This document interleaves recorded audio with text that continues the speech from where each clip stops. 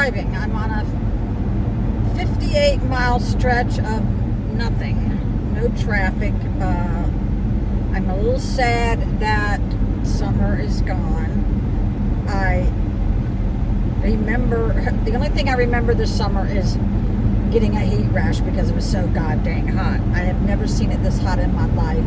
I remember back in the 60s and 70s that I would watch the weather to even see if it went to 75 so that I could go to the pool with my friend, Carolyn. And that's quite different than nowadays. But yeah, summer is over. The leaves are just now starting just to drop a little bit, but I live in an area that is so gorgeous when the leaves turn. If you ever get a chance, go up to Wintergreen Mountain where the ski resort is in Virginia, because going up and down those hills is just gorgeous. That's one reason why I bought my winter home, I call it. I had so much fun and solitude there because I would usually just go with my dachshund Elvis, who I miss every day of my life. I think I miss my mom and Elvis the most. Yeah. My mom was very much in my life. So today's topic is about no.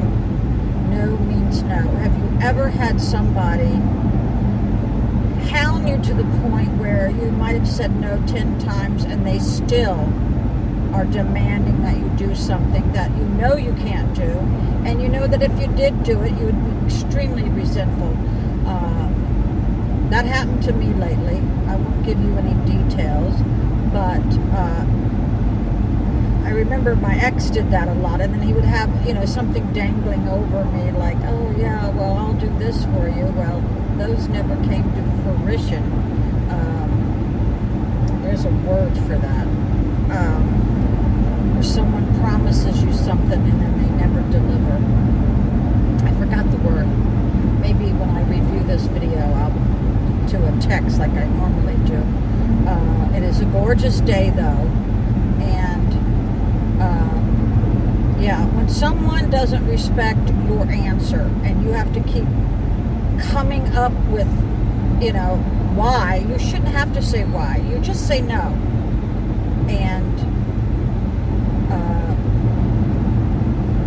that is a control issue.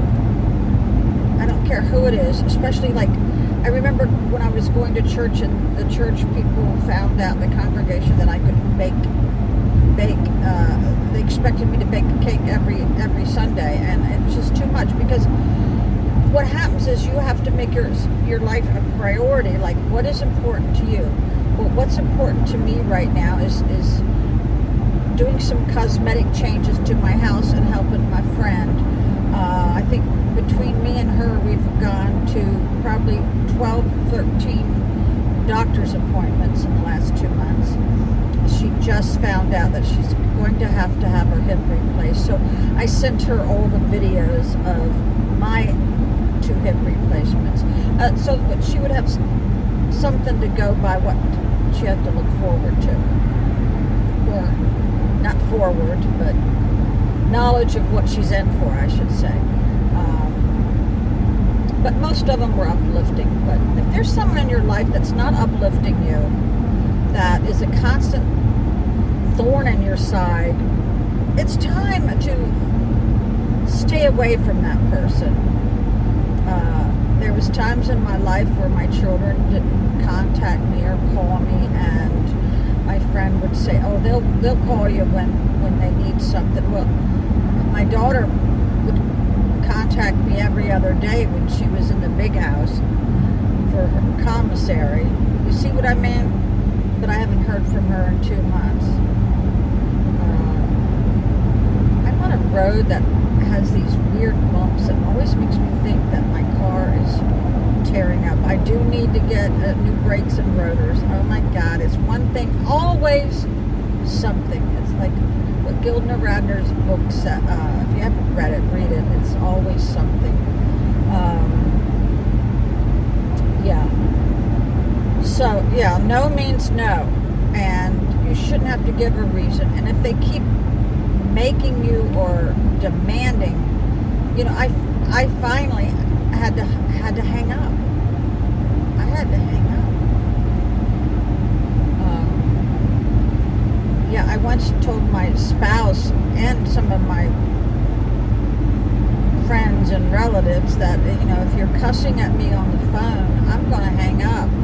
And I started keeping that boundary. I would hang up, and it teaches people. It's like Dr. Phil says, you teach people how to treat you. So set your boundaries, and you must stick to them. That's the key. If you've made something perfectly clear and no one's adhering to it, you better, you have to let them know the repercussions before you do it, though, so that it'd be all for naught. So, Puff Daddy is in the news, but what people don't realize is that he's doing this on a larger scale. I'm sure there's a lot of people doing this on a smaller scale. Maybe not 1,000 bottles of oil, but maybe a couple. I did try to flat iron my hair, but we got to get new brakes and rotors. Oh my Lord! So I've been not feeling so great. To go back on antibiotics. It's just like it's that sewer smell. I've contacted the head of inspection in my city. I've called him 5 or 6 times. We keep missing each other because somebody inspected my house, approving everything when there is something seriously wrong, which is why I think I've been actually sick for 3 years.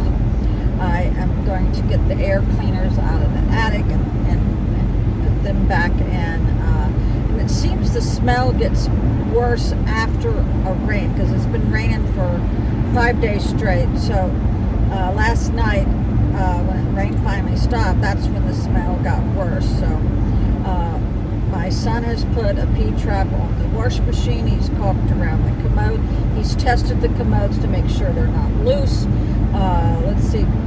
So I even bought the scope to go down the drain upstairs, and I couldn't see the reflection of my face. And my son did go down a little deeper than I did, and so it lets me know that the inspector approved something that shouldn't have been approved. Now, if anybody knows anything that could help me, because it seems like when a house is flipped and a new shower is put in, that should be the first thing that a city inspector should check for. So, whatever. I need to do a lot of more research, because my last house was flooded 10 times. I finally had to sue them, and I won. And now this was during the time where you couldn't have a contingency on your house. You could not say, I have to wait to get financing, or I have to wait for inspection report. No. That was 3 years ago when the properties were so hot.